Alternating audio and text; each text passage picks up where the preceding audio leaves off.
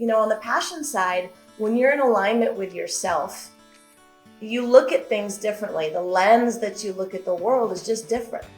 And so by being in alignment with your genuine self, and then being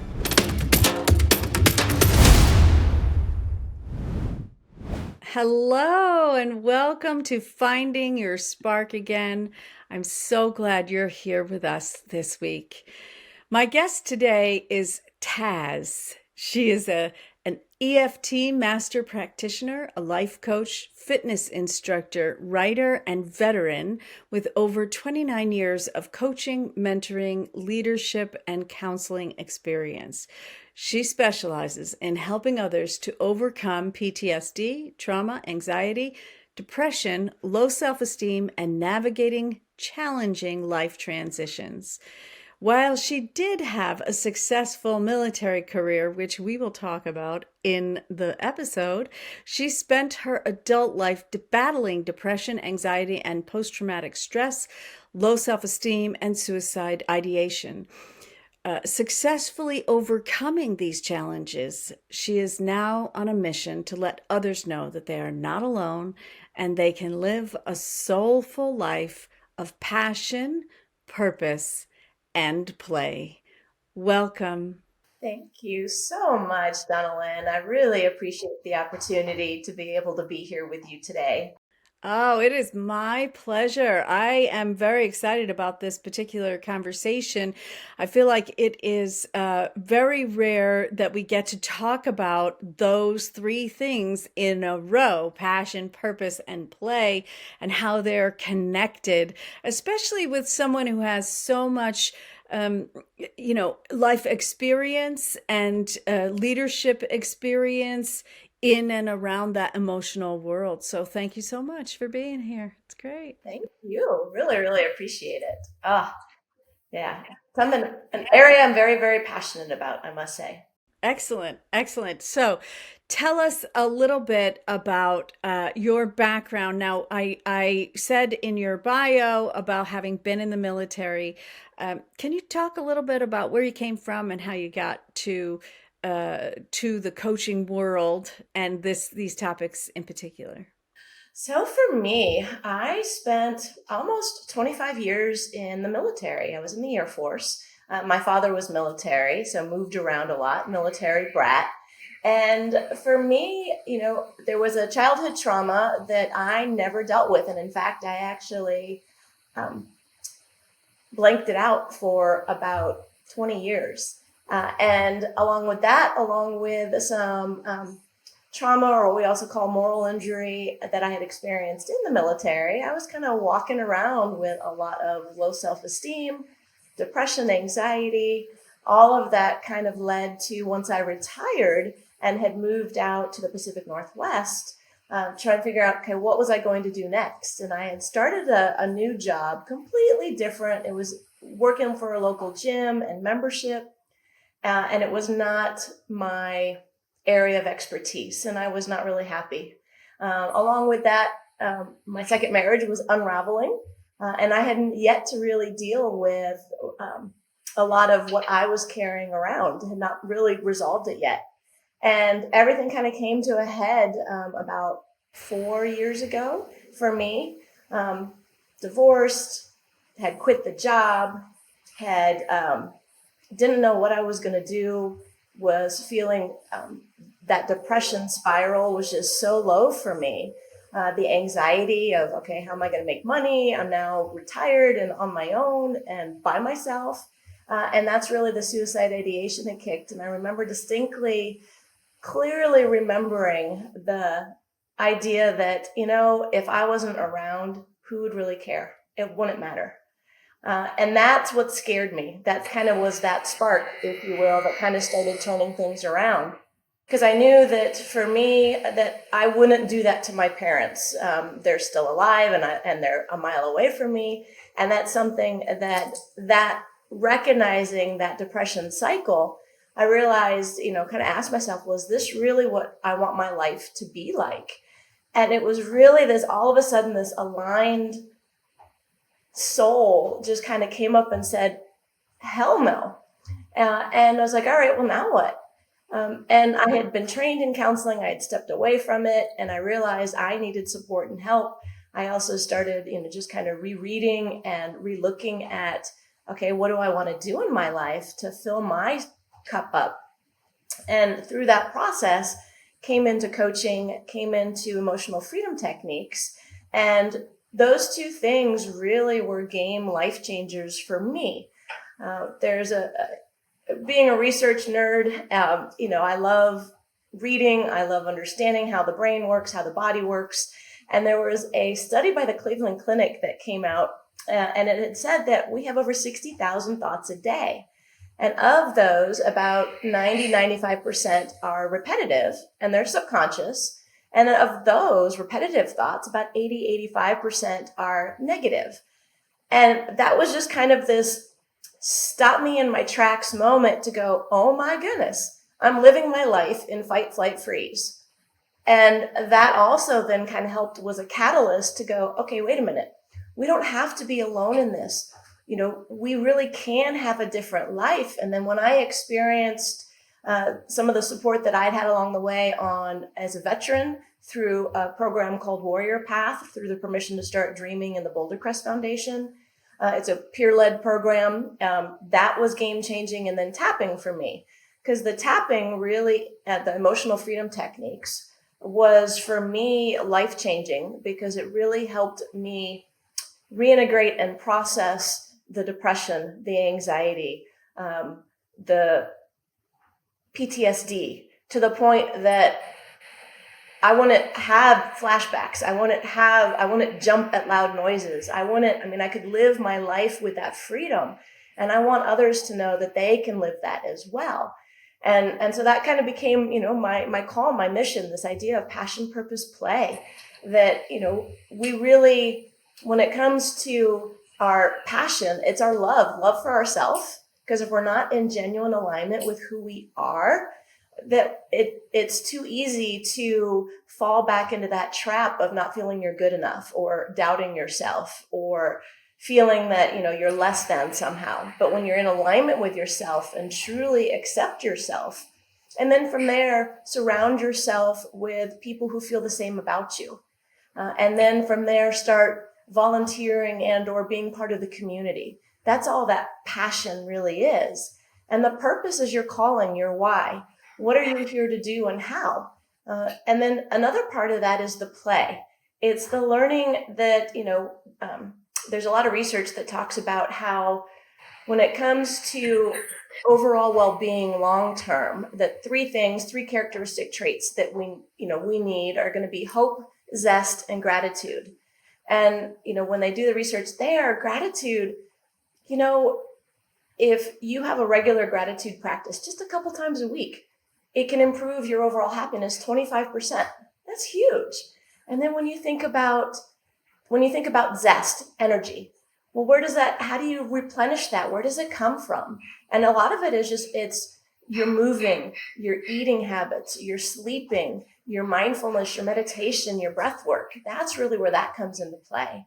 And then the hope, knowing that your future can be different and that you can work towards, the kind of that growth mindset, that you can work towards what you want to accomplish in your life.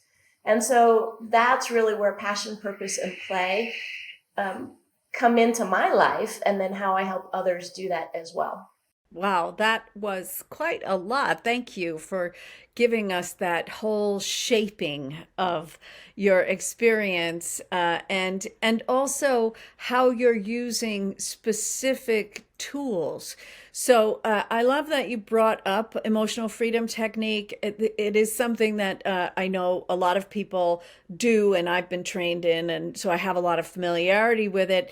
And I will say it can be really profound, and that technique really does work with the nervous system.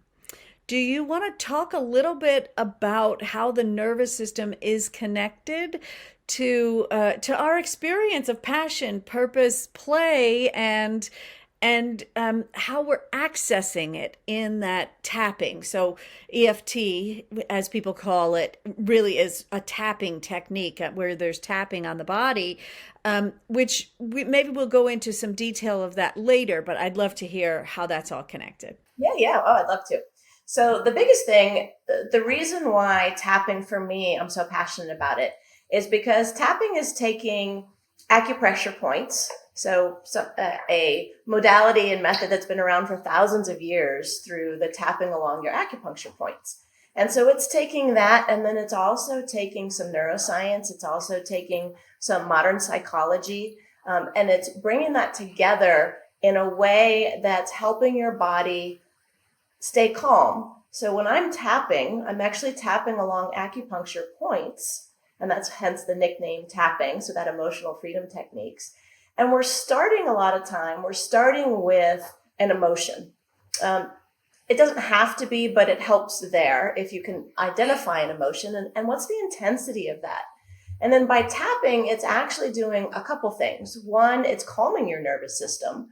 So if we're triggered by post-traumatic stress or anxiety or depression or just things in life and we're feeling stressed or anxious, this starts to calm our nervous system right away. It's also helping us because it's interrupting that trigger of your nervous system to your brain and then to your past. Remember, we talked about 60,000 thoughts a day and all the repetitive negative thoughts, and those negative thoughts. And so it's interrupting that memory loop, if you will. So then that way you can calm your nervous system, you can enhance your immune system, you can kind of rebalance some of that energy. And then by interrupting that trigger, you're able then to work through an issue in a couple different ways. So sometimes, let's say, I like to say for tapping, there's like 3 different levels. Think of tapping just for relaxation or mindfulness or meditation, where it's great because it helps you for a period of time, like a yoga class or a mindfulness or meditation class, right? But if you haven't completely dealt with whatever that issue is, or if it's still tied to something in the past and to a limiting belief in the past that you haven't finished working through, how you're feeling is going to come back to whatever's going on in your life or to whatever you believe about yourself. So that's one way. Another way, though, by when you keep doing the tapping, it becomes this pocket of positivity, if you will, where it really helps start to calm the nervous system on a longer term basis. And then the third way is really the deep work. And that's really where you're going in and you're connecting the emotion to the automatic negative thought, to a memory, and then to that core limiting belief, like I'm not good enough. I'm not safe. I will be abandoned if I trust someone. Those are kind of those limiting beliefs.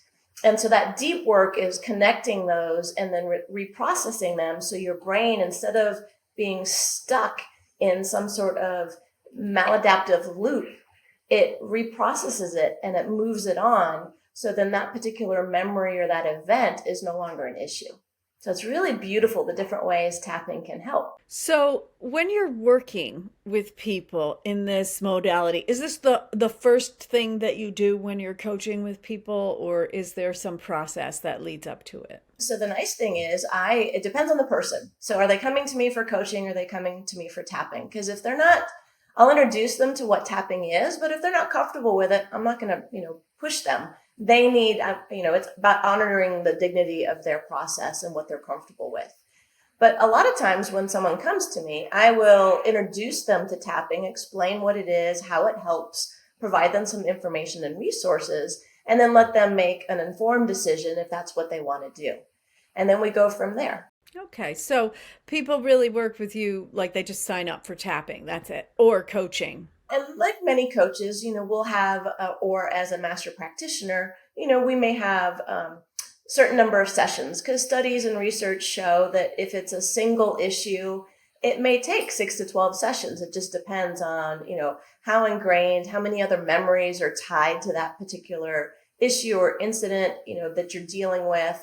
And then from there, it also depends on how comfortable somebody is, and what they want to do, because not everybody may be ready yet in their life to really do some of that deep work.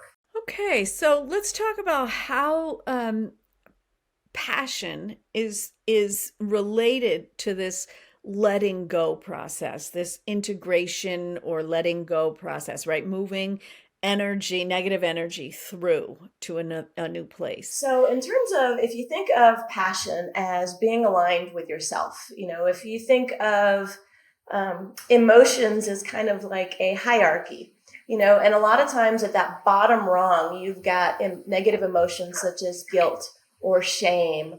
And then as you start moving up, there may be, anger, and then you start moving up, and eventually up at the top, you've got joy, you've got happiness, you've got peace and calm. And so we all are, typically think of it as we have a certain energy level that we're operating at based on how we believe about ourselves. So if we still have some guilt, or we have some shame, or an area of our life, self-esteem or self-doubt, we're going to be operating at a lower level. We may not show it, but that's traditionally going to be always coming back as we cycle through our emotions. And so we want to release whatever memory might be tied to that negative emotion. So then that way, and that memory is tied to a limiting belief. And so by processing through that, in a sense, we're letting that go. So it's no longer a trigger. It's no longer an impact in our lives. And we start moving up that vibrational energy, those energy levels, to more and more of, on a more regular basis, the peace, that sense of regulation of peace and calm and happiness, because we want to keep our nervous system within this window of tolerance. And the more that we can work through issues or negative emotions, it helps keep that regulation happening. So that's kind of what's happening behind the scenes. But then the passion and purpose and play, on the passion side, when you're in alignment with yourself, you look at things differently. The lens that you look at the world is just different. And so by being in alignment with your genuine self, and then being connected, because we're social creatures, being connected with others who fill us up, not bring us down, but who come into our circle once we believe in ourselves, it then starts creating a ripple effects, if you will. And then from there, when you start connecting to a community and helping and giving back, that just starts adding to that sense of passion in your life, and overall then ties into purpose and going, well, what am I meant to do here? What's my real why? A lot of times people hear this, or they get this sense of what you're talking about in terms of, I want to have passion. I used to have passion. Let me try to find passion, right? And when they're looking for passion, often people will say, oh, I remember I felt it when I was with a specific person, or I felt it when I was doing a specific activity. I played this sport, or it was at the beach. I know it's at the beach. I'm going to go to the beach and try to get it. And sometimes people really put that piece about community in the forefront. They go, I'm going to go out and get the passion, and then try to bring it in. Can you talk a little bit about the order in which we need to go in order to get to the point where community is an asset? To be honest with you, I think it needs to start internally first. Because when you're in alignment with yourself, and I keep pointing at my chest, my thymus area, this sense of your true self, when you feel it here, you just naturally radiate and bring this sense of energy around you. And then when you start connecting with people that you love or support you in your life, it magnifies that. And then from there, when you're able to connect or give back in the community, once again, it's those ripple effects. It keeps creating this sense of change, or these ripples. Now, it's not to say that you can't go, do something in the community, volunteer, or go teach, or, connect with the community. But ask yourself, how come? Why are you doing it? Because when you start looking at it from that perspective, rather than it being from a, oh, I must, or I should, or it's the right thing to do, those are the wrong reasons to be doing something for a community. It's really more about when we give back, we're showing another sense, another level of gratitude. We're helping increase our overall energy. There's this connection between passion and purpose. And a lot of times people say, well, purpose is about why you're doing things. Yeah. But let's dig a little deeper than that and really talk about how our passion, an internal sensation, and purpose, which is really an external manifestation, right? How are they connected, and how do we work with them, and how do they relate to each other? So what's interesting when it comes to purpose, a lot of times it's our why. And it why can mean, who am I and what am I doing in this world? What is it I want to do, be, or create in this world?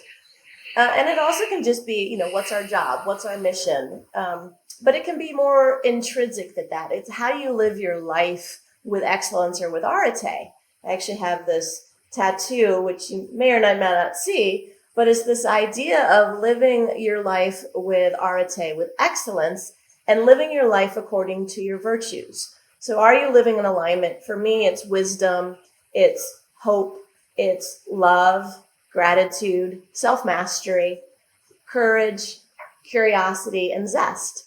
And when we're doing that, we are then really following our purpose. And the purpose can be anything from getting up in the course of the day and doing what's the number one most important thing you need to do, mundane task.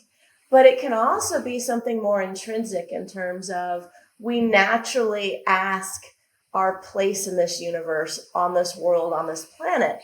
And so sometimes having that, exploring that purpose, that spirituality, or that job, or that why, it can help us better align ourselves with what we want to do in life and how we want to share our gifts with others. And that could be, sometimes it might be being a family, having a family and being a parent, or it might be being a mentor. It might be, really sharing your gifts as a fitness instructor, just to give an example, right? Or as a coach in my case, or an EFT practitioner. And our purpose doesn't have to just be one thing, but it depends on, are you looking strategically or are you looking tactically, like at the daily level? So where's play, right? Because play is like a big deal. Adults don't play. We don't, it's not like a thing we're encouraged to do, right? So when we have purpose, often people get very, very serious and they're like, this is my purpose and I got to look at it all the time and I got to work toward it all the time.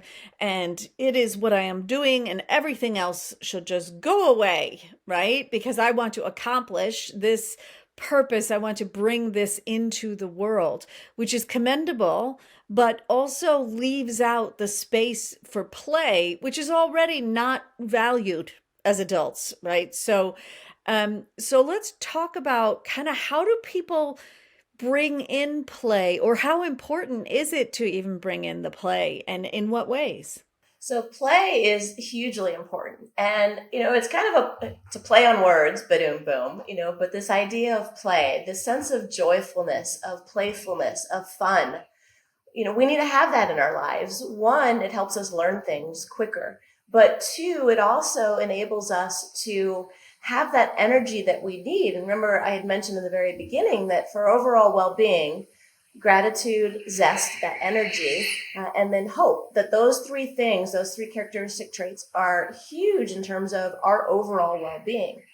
And that sense of play, that energy, that comes with it is really so fundamental for us. Because if we don't have energy, we're not going to be able to be our best. We're not going to show up as ourselves. We're not going to be able to support others. And the fundamentals are, how's your sleep? It's how's your eating? Are you doing healthy eating or just running to McDonald's every day? Are you moving your body, not just exercise, but moving your body daily? Are you mindfulness and just kind of taking time for rest and for awareness and meditation? So all of those help to replenish our zest, our level of energy that we need to just do our daily life, let alone then the purpose and our passion. It just enhances that. Thank you so much. I really want to make sure that everybody has a way to get in touch with you. So let us know, how can people get in touch with you and what's going on in your world? Sure. So, okay, first, I am so excited. I know we kind of talked a little bit about tapping, but I love it when I'm able to help someone really try out tapping and see how impactful it can be in their life.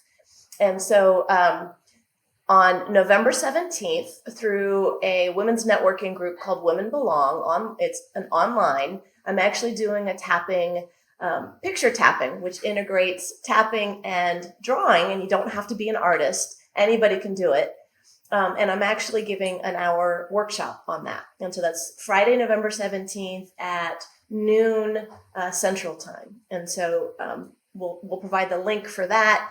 And then I'm also doing another setting your intentions tapping experience and collaborating with a fellow holistic nutritional coach, Nancy Zitland. And we're doing that on December 3rd, which is a Saturday morning, which is 8:30 Pacific time or 10:30 Central Time. So those are two things that are coming up soon that I'm excited to share. And then in terms of getting in touch with me, check out my website, Vazquez, VAZQUEZ.com. Or you're also able to get in touch with me through any of the social media, whether that be through Facebook or Instagram at Dancing Dogs 2, or even LinkedIn for Jennifer Vazquez. Very good, very good. So I want to just mention for anyone who's listening on replay here that that was all in 2023. So if you have passed the date, then you have passed the date, but it is likely that Taz has something else going on, so go to the website. And I also want to remind everybody to definitely go to unbreakable.guide in your browser and go pick up the guide to becoming unbreakable. There are practical tools, actionable steps, and really my favorite part about this piece that I've produced, this 23-page booklet, is that it doesn't matter where you are. Right? If you're in the position where you really got a lot of darkness going on and you've got to get from where you are to someplace a little lighter quickly, or you're really in a good place. You're in a good place, but you'd like to get to an even better place. Those tools that are in there are going to serve you. There's framework and action tools inside that ebook, so please pick it up. Also, you can always find me at donnalyn.blog. And we'll see you next time.